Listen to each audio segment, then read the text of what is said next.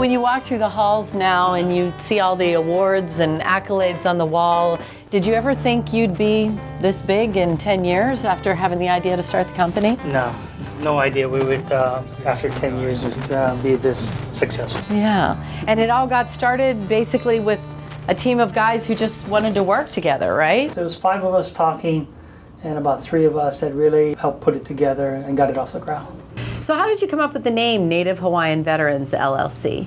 I'm a disabled veteran, and it's a disabled veteran company, all Native Hawaiians. I was still in the military. We started talking about what we're going to do when we get out of the military. And a good friend of mine, Mike Irish, who is a well-known entrepreneur in Hawaii, said, "Ray, why don't you start your own company?"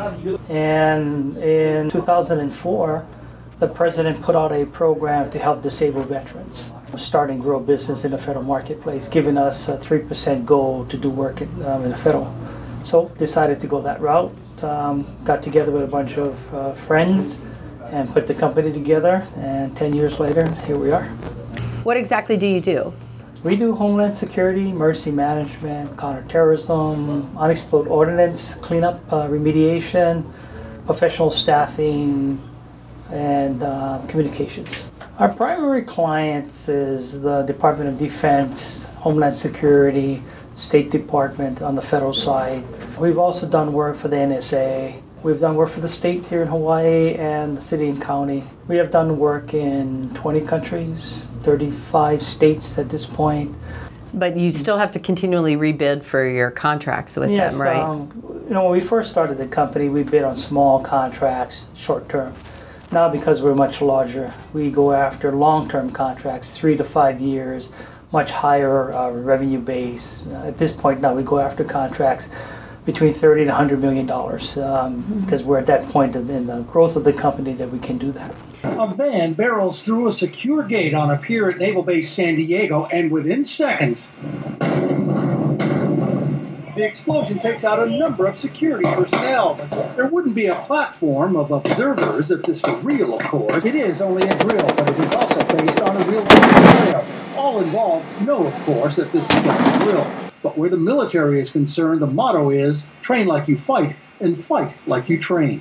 So tell me about your service in the military. If you have a lot of passion for what you do and a lot of spunk, I'm 80% disabled, but you are what you are, and you just keep moving on.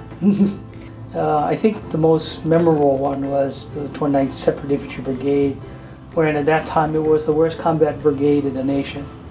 Out of 33 combat brigades in readiness, it was dead last.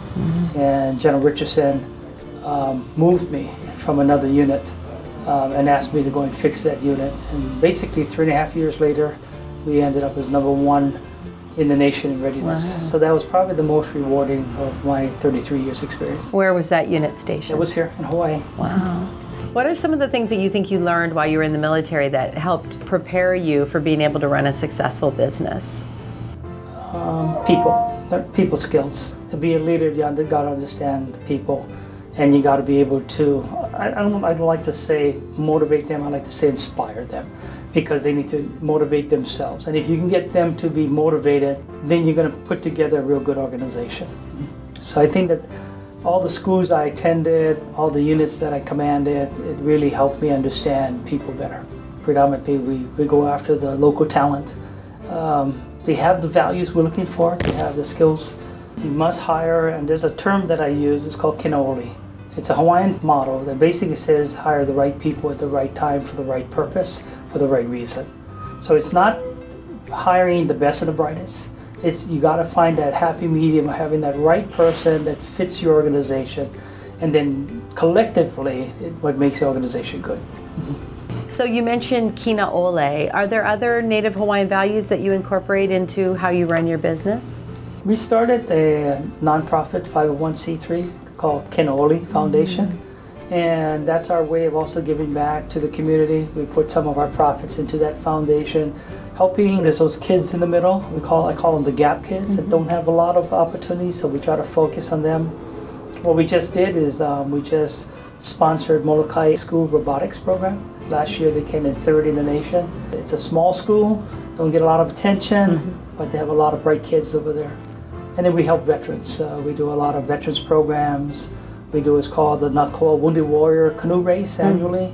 And we're just starting now what's called Veterans Entrepreneur Training Program to help other veterans start and grow a business. Does it make sense to have your business based here in Hawaii? Would it be easier to have it somewhere else on the mainland?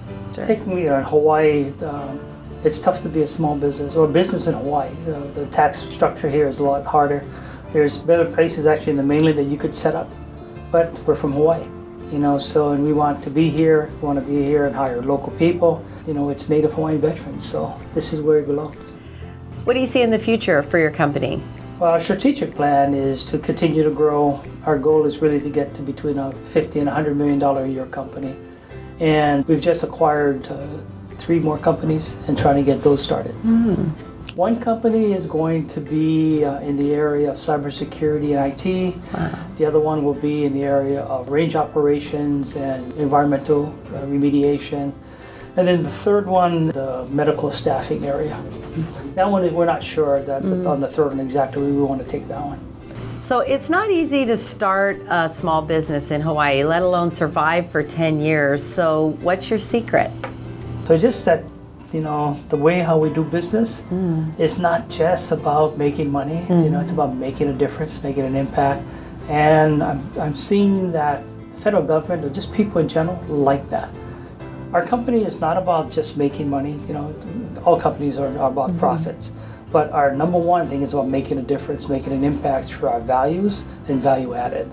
That's how we make a profit. It's you put the profit up front and you're not the same type of company. It's a matter of trust.